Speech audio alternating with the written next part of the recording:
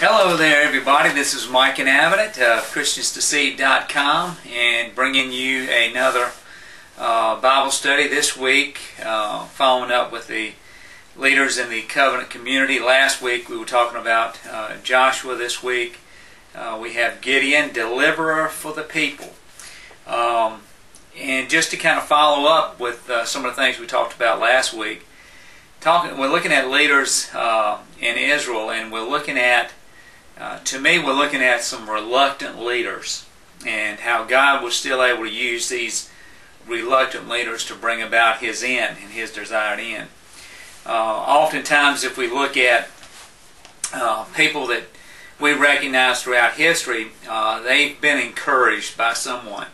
One of my role models is Jack LaLanne, not only because of his health and fitness background, but also because he's a strong believer in the faith. And a lot of people don't know the story of Jack LaLanne, but as a youth, as a teenager, his family didn't think that he would live. He was very sick, and his mother encouraged him to go to an individual named Paul Bragg, a doctor at the time, probably one of the first pioneers in the health field in terms of preventive health. And after meeting with Paul Bragg, Jack LaLanne totally changed his life, the way he, all the foods he ate, the things that he drank, and this totally changed his lifestyle. And of course, we all know what's happened as a result of that encouragement from his mother and from Paul Bragg.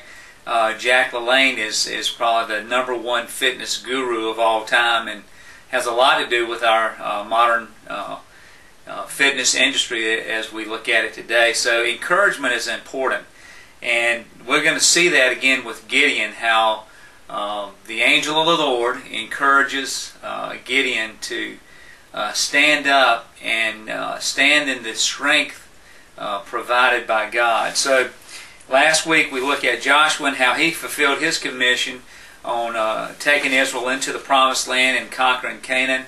Over the next 6+ years, he was able to take over the lands of Canaan as promised. Won many battles, of course, many miraculous battles. And again, as we approach this study, we look at how God said, look, Israel, here's what you've got to do. You've got to abide by my laws. You've got to follow my principles. You've got to make sure that you worship me and me only.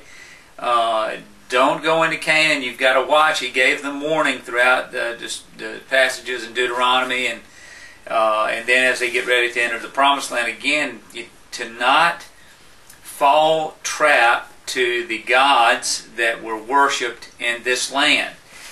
These gods were immoral gods with all kinds of immoral practices, and his warning was very clear. And of course, Israel, the people of Israel, go in.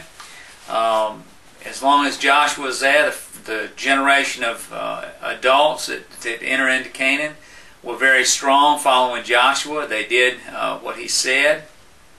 They abided by the principles of God, and unfortunately, they did not teach these principles to their young people, and as a result, the coming generation that came up, it was very easy for them to abandon the principles that they had, that God had established for His people, because guess what? They were not aware of them. They were not educated in them, and it's very similar to where we find ourselves today in our nation.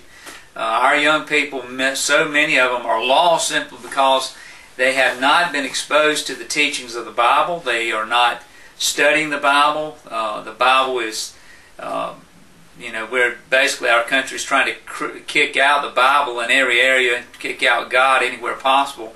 And as a result, we see our young people, just as the people of Israel, being deceived into following different gods, various gods.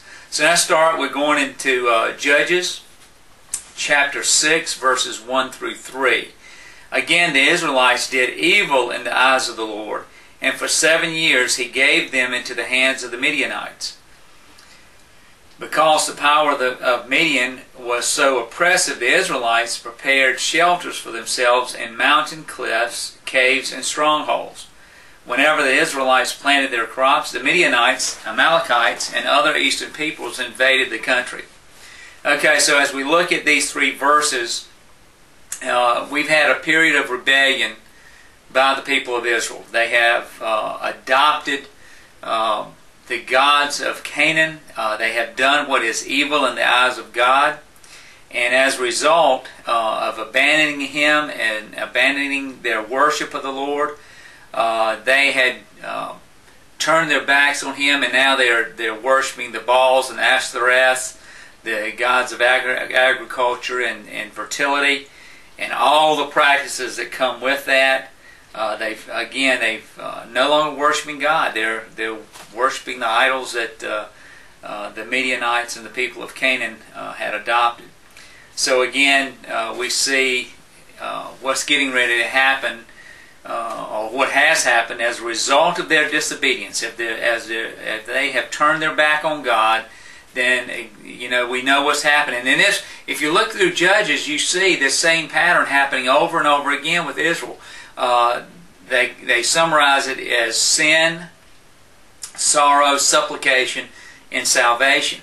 The people of Israel are living in sin. As a result of that, they're going to reap the rewards or the punishment of that.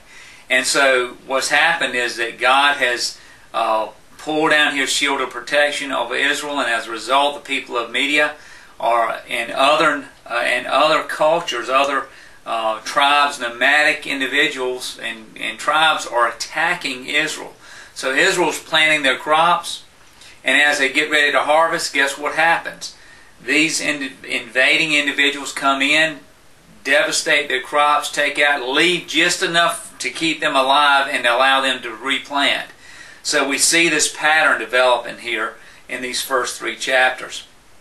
All right, next we go to chapter 6, verses 7 through 10. When the Israelites cried to the Lord because of Media, He sent them a prophet who said, "This is what the Lord, the God of Israel, says. I brought you up out of Egypt, out of the land of slavery. I snatched you from the power of Egypt and from the hand of all your oppressors. I drove them from before you and gave you their land. I said to you, I am the Lord your God. Do not worship the gods of the Amorites in whose land you live, but you have not listened to me." So we have an unknown prophet has been sent to the Israelites to remind them of the broken covenant.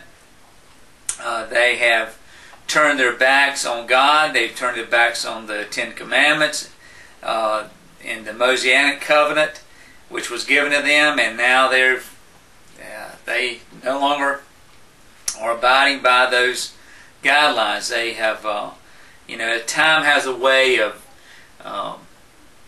helping us or leading us to forget some of the things that were important as we move forward, especially if we get a little bit comfortable, as the Israelites did. They conquered Canaan, feeling pretty good about themselves, and hey, look at what we've done, look at what we've accomplished. We don't need God, and we'll pick up whatever comes along to worship, and that's what happened with them.